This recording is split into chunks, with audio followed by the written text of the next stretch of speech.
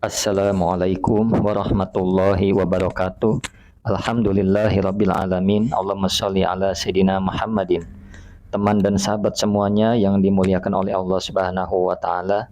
Kita melanjutkan kajian kita di dalam kitab Fathul Qorib, sudah sampai ke pembahasan makanan, hukum-hukum makanan yang halal dari binatang. Qala al-musannifu rahimallahu taala nafa'anallahu bihi wa bi'ulumihi fi darini amin. Faslun ay hada faslun, ialah ini adalah sebuah fasal. Adapun ini ialah sebuah fasal fi ahkamil at'imati, di dalam hukum-hukum makanan. Al halali, yang halal yang halal, minha dari at'imah, wa ghairiha, dan selainnya at'imah. Jadi pasal ini menjelaskan hukum-hukum binatang yang dimakan, maksudnya yang halal dimakan, dan yang tidak halal dimakan. Kemudian wa kullu hayawanin, dan adapun setiap hewan, istatabathu, yang menganggap baik hu pada hewan, al-arabu, siapa orang Arab, alladzina, yaitu orang-orang, hum, yang adapun mereka, ahlu sarwah, ialah banyak harta, wahisbin, dan lapang hati, artinya mewah juga bisa, wattiba'in, dan watak, salimatin, yang selamat apa watak, warafahiyatin, dan suka bersenang-senang, fahuwa, adapun hewan, halalun, ialah halal. Nah, jadi setiap binatang yang dianggap enak oleh orang Arab, yaitu orang Arab yang kaya, yang memiliki keluasan dalam harta, yang mempunyai tabiat selamat, dan biasa mengkonsumsi makanan yang enak, maka dihukumi halal. Nah, ini adalah sebuah referensi, tapi bukan referensi utama tentunya. Namun pada umumnya setiap orang Arab yang kaya, yang banyak harta, yang lapang, yang tabiatnya atau wataknya selamat, ketika mereka menganggap ini adalah baik, maka itu adalah halal, seperti itu.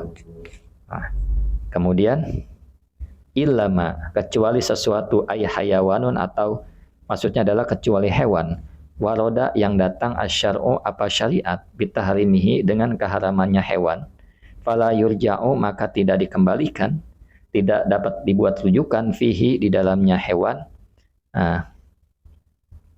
listita batihim, karena menganggap enaknya mereka Arab, karena menganggap enaknya mereka orang Arab, lahu, baginya hewan.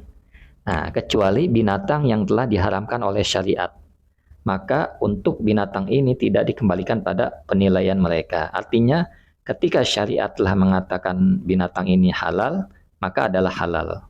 Ketika syariat mengatakan ini adalah haram, maka itu adalah haram. Jadi patokan utama, referensi utama adalah syariat. Ini halal ataupun haram, bukan dikembalikan kepada menurut orang Arab, seperti itu. Kemudian wa kullu hayawanin, dan adapun setiap hewan, istahbasathu, yang menganggap kotor hu pada hewan, al-arabu, siapa orang Arab, ay adduhu, maksudnya adalah menganggap siapa mereka hu pada hewan, khabisan, akan kotor, fahuwa, maka adapun hewan, haramun, ialah haram. Nah, setiap ini kebalikan, setiap binatang yang dianggap menjijikan atau yang dianggap kotor oleh orang Arab, maka hukumnya haram, seperti itu. Nah, jadi ini sudah menjadi sebenarnya ini referensi, cuman bukan utama.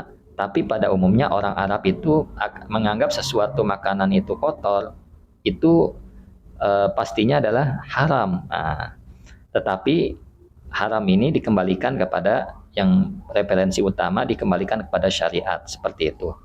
Nah, illa, karena ada kecuali ini, ada illa, kecuali.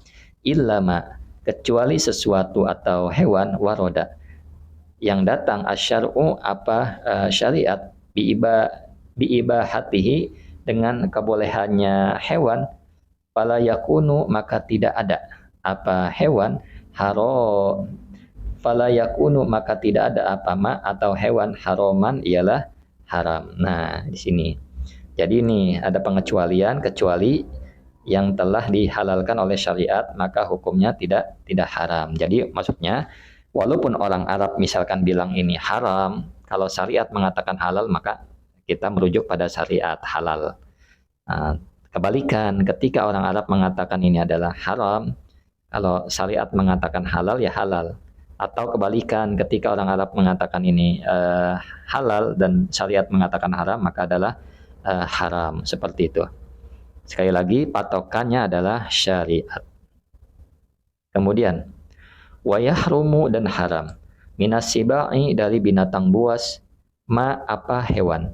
Lahu yang ialah baginya hewan, nabun adapun taring, aisinun maksudnya adalah gigi, kawiyun yang kuat apa gigi, ya'du yang melukai apa ma, yang melukai apa ma atau apa hewan, bihi dengannya nabun dengannya taring.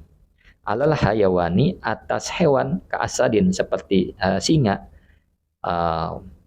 wa namirin dan macan. Nah, jadi hukumnya haram binatang yang memiliki taring. Jadi setiap hewan yang memiliki taring seperti harimau, singa, macan tutul, macan kumbang dan sebagainya, taring yang kuat yang dapat melukai dengan taring tersebut pada hewan yang lain adalah binatang tersebut haram dimakan.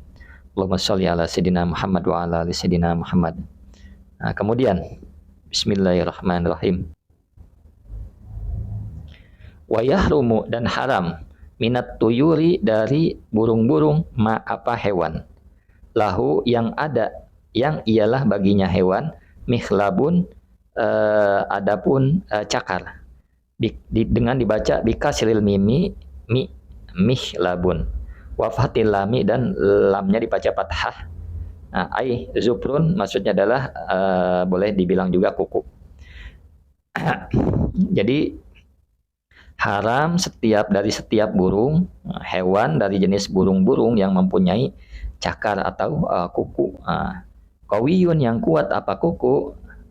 Jadi kukunya sangat kuat. Nah, yajrahu yang melukai apa ma atau apa hewan, bihi dengannya mikhlab, dengannya kuku. Seperti apa contohnya? Kasokrin seperti elang, wabazin dan raja wali, wasyahinin dan syahin ya burung elang. Jadi hukumnya haram kepada burung yang memiliki cengkram atau kuku. Jadi lapat mihlab dengan terbaca kasroh huruf mimnya dan patah huruf labnya. Jadi maksudnya adalah kuku yang kuat yang digunakan untuk melukai binatang lain seperti contohnya burung elang, burung raja wali, burung-burung yang memang punya kuku yang kuat yang dapat melukai binatang lain seperti itu. Ini juga adalah haram. Syukran ala ihtimamikum. Assalamualaikum warahmatullahi wabarakatuh.